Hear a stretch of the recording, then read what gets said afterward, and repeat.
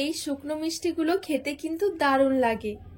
যে কোনো মুদিখানা দোকানে বা বেকারির দোকানে কিনতে পাওয়া যায়।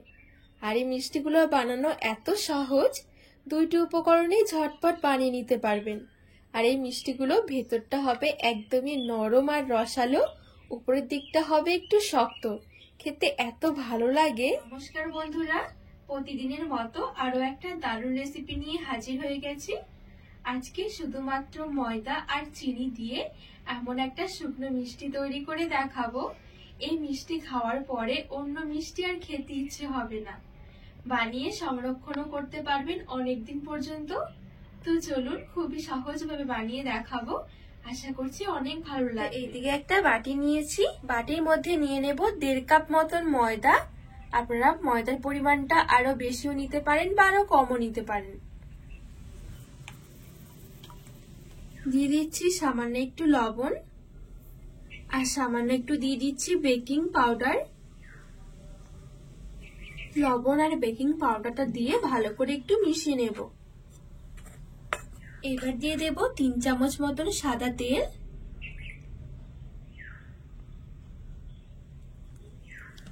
এবারে এই তেলটা দিয়ে ময়দাটা একটু ভালো করে ময়াম দিয়ে নেব। তো এখানে ময়দাটা খুব ভালোভাবে আমি ময়াম দিয়ে নিয়েছি। আর ময়াম দেওয়ার পর দেখবেন ঠিক এরকম চাপ দিলে জড়ো হয়ে যাবে, আবার ভেঙে দিলে আগের মতন হয়ে যাবে। ঠিক এইভাবে করে ময়দাটা ময়াম করে নিতে হবে। এবারে ওপর থেকে অল্প অল্প নরমাল জল দিয়ে একটা ডো মেখে নেব।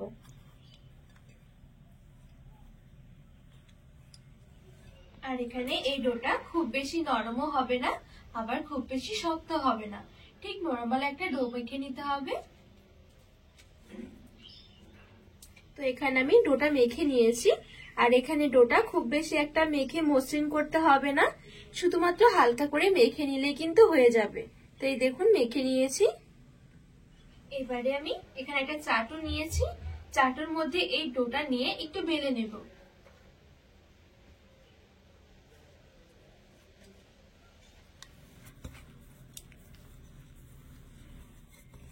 তো এখানে দেখুন আমি একটু বেলে নিয়েছি।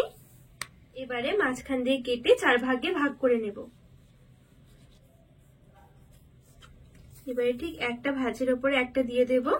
এভাবে করলে কি মিষ্টির ভেতরে খুব সুন্দর একটা লেয়ার আসবে। এবারে হাত দিয়ে এভাবে করে নিয়ে একটা ডোয়ের মতন বানিয়ে নেব।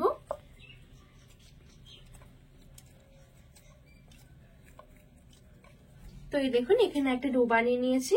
এবারে ডোটা এভাবে করে একটু লম্বা করে নেব হাত দিয়ে।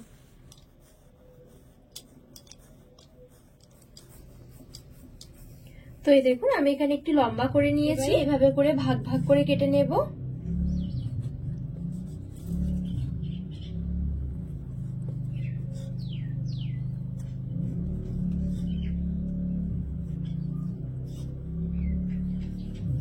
এবারে এখান থেকে একটা নিয়ে নিচ্ছি, 2 হাতের মধ্যে নিয়ে এইভাবে করে একটু লম্বা করে নেব। তো এই দেখুন ঠিক এইভাবে করে মিষ্টিগুলো রেডি করব। ঠিক একইভাবে আমি আরো একটা মিষ্টি রেডি করে দেখাচ্ছি। এই দেখুন খুব সুন্দরভাবে এখানে আরো একটা রেডি হয়ে গেছে। তো বাদবাকি মিষ্টিগুলো ঠিক একইভাবে রেডি করে নেব।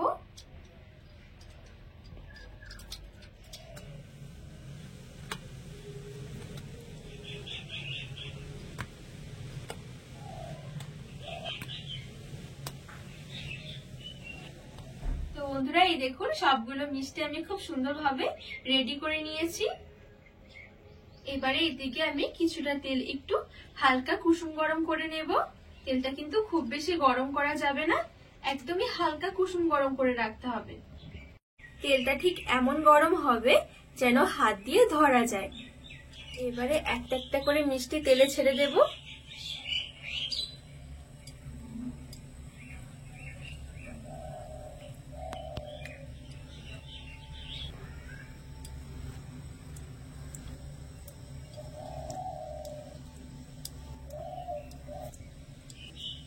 তো সবগুলো মিষ্টি আমি তেলে ছেড়ে দিয়েছি।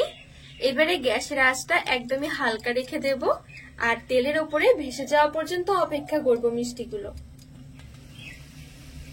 আর মাঝে মাঝে হালকা করে এভাবে করে কড়াইটা ধরে ঝাঁকিয়ে দেবেন, তাহলে খুব সুন্দর দেখবেন ভাজা হবে।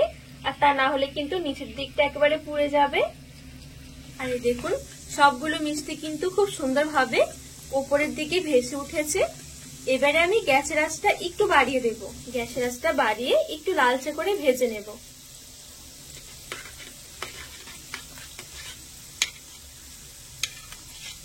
আর এখানে মিষ্টিগুলো প্রথম থেকে শেষ পর্যন্ত গ্যাসের আঁচ কমিয়ে ভাজলে কিন্তু ভেতর থেকে মিষ্টিগুলো অনেকটা শক্ত হয়ে যাবে, পরে আবার রস ঢুকতে চাইবে না। তো সেই জন্য মিষ্টি ছাড়ার সঙ্গে সঙ্গে কিছুক্ষণের মতন অপেক্ষা করবেন একদম হালকা আছে। যখন মিষ্টি ভেসে উঠবে তখন গ্যাসের আঁচটা মিডিয়াম থেকে হাই আঁচের মাঝামাঝি রেখে উল্টে পাল্টে লাল লাল করে ভেজে নিলেই হয়ে যাবে।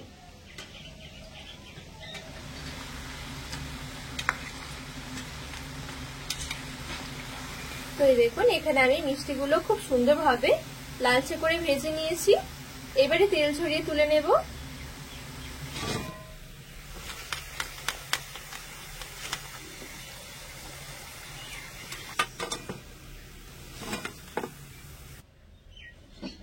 তো সবগুলো মিষ্টি খুব সুন্দরভাবে আমি এখানে ভেজে নিয়েছি। এবারে কড়াই বসিয়ে একটা চিনির রস রেডি করব। তো এখানে নিয়েছি হাফ কাপ চিনি। আমি এখানে 1.5 কাপ ময়দার জন্য হাফ কাপ চিনি নিয়েছি। এবারে চিনিটা কড়াইয়ে নিয়ে নেব। হাফ কাপ দিয়ে দেব জল। 2টো এলাচ নিয়েছি, একটু ফাটিয়ে দিয়ে দেব। এবারে নেড়ে চেড়ে চিনি গলিয়ে নেব। তো এই দেখে দেখুন চিনি গলে চিনি রসটা ফুটতে শুরু করেছে। এবারে ভেজে রাখা মিষ্টিগুলো দিয়ে দেব। আর গ্যাসের আঁচটা মিডিয়ামে রেখে কিছুক্ষণ জাল দিয়ে নেব।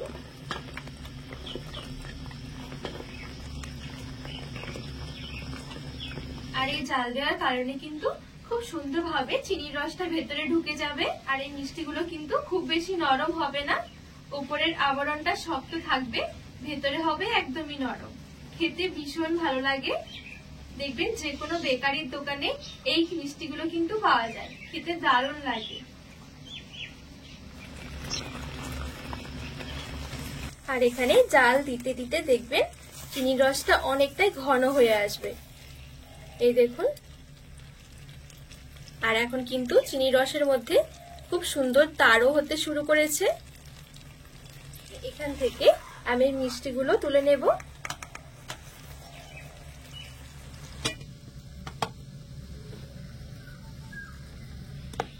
এবারে মিষ্টিগুলো ছড়িয়ে একটু ভালো করে ঠান্ডা করে নেব। ঠান্ডা হলে দেখবেন এই মিষ্টির উপরে খুব সুন্দর একটা সাদা সাদা ভাব চলে আসবে।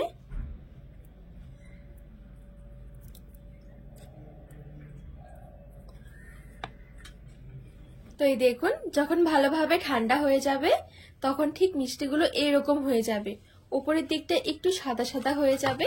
আর ঠান্ডা হলে কিন্তু খেতে একটু বেশি ভালো লাগে। এই দেখুন কত সুন্দর হয়েছে। তো এইবারে আমি একটা প্লেটের মধ্যে তুলে সাজিয়ে নিয়েছি। এবারে চলুন একটা মিষ্টি আপনাদেরকে ভেঙে দেখাই যে কতটা সুন্দর হয়েছে। মিষ্টিগুলোর ভেতরটা একদমই নরম হবে, উপরের দিকটা একটু শক্ত, খেতে কিন্তু দারুণ লাগে। এইভাবে মিষ্টি বানিয়ে আপনারা কিন্তু একটা বয়ামের মধ্যে ভরে রেখে দিতে পারেন। মোটামুটি 1 মাস ধরে কিন্তু খেতে পারবেন। খেতে ভীষণই ভালো লাগে। তো বন্ধুরা আজকে এই মিষ্টির রেসিপি আপনাদের কেমন লেগেছে অবশ্যই কিন্তু কমেন্ট করে জানাবেন। আর রেসিপি ভালো লাগলে চ্যানেলটিকে সাবস্ক্রাইব করে পাশে থাকার অনুরোধ রইল।